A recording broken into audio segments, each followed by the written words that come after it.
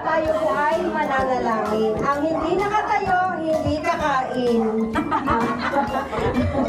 Sige po, tayo po ay mananalangin. Tayo po lahat ay umupo at umpisa po natin ang ating program sa panalangin. Sa ngalan ng Ama, ng Anak, at ng Banal na Espiritu Santo, dakilang Diyos, kami po ay nagpapasalamat sa magandang panahon, magandang araw at biyayang pagpapala ang sumaamin sa hapong ito, sa wedding, Panginoon, ng aming inaanak na si Daniel at si Francis Ken. Dalangin po namin na sila'y pagsamahin mo, pagbuklurin ng iyong pag-ibig at ikaw ang maging sentro ng kanilang pagsasama. At Lord, mamaya sa gagawin namin gender reveal, ikaw pa rin, Panginoon, ang manguna. I-bless mo ang baby, Panginoon. At sa lahat ng witness na naririto, sa mga kamag-anak, sa mga ninong at ninang, sa mga lolo at lola, tito at tita, mga kaibigan, salamat po, Panginoon. I-bless mo nga po, Panginoon, kaming lahat. Binabalik namin ang lahat ng papuri at pasasalamat sa mga pagkain at biyaya na ipinagkaloob mo sa amin. In Jesus' mighty name we pray. Lahat po magsabi ng Amen. Amen. Salamat po sa hapong ito. At ayan. Sige po, tayo po ba kayo makakaupo na? Opo!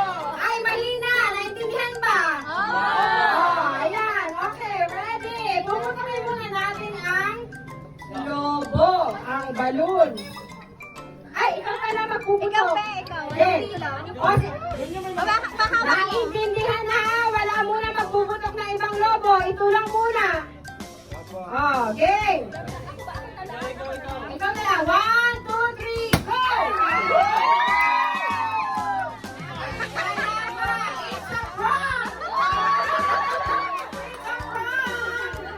Kailangan ay blue at saka pink. Wala pang gender. Okay, sakit natin malalaman ang totoong gender. Okay, okay na daw. Ay, excited ka na ba? Ikaw. Mixed emotion ang tatay. Okay. Si Tatay Francis, mixed emotion. Okay. Hala!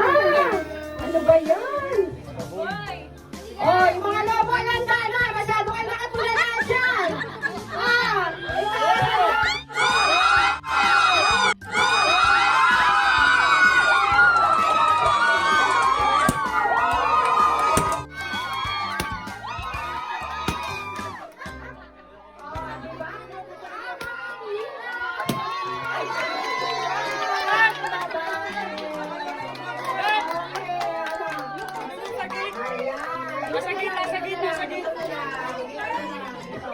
Okay, ano man ang gender ng baby, it's a blessing!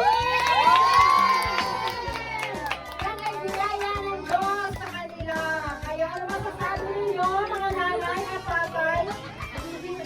Ano masasabi niyo po, nanay at tatay? Kahit ano pong gender, gusto po namin. Thank you po!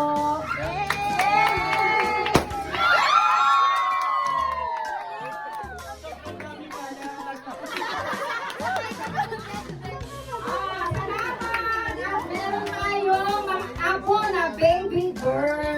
Okay. Oh, yung mga nakipusta sa akin dyan, magbayad kayo.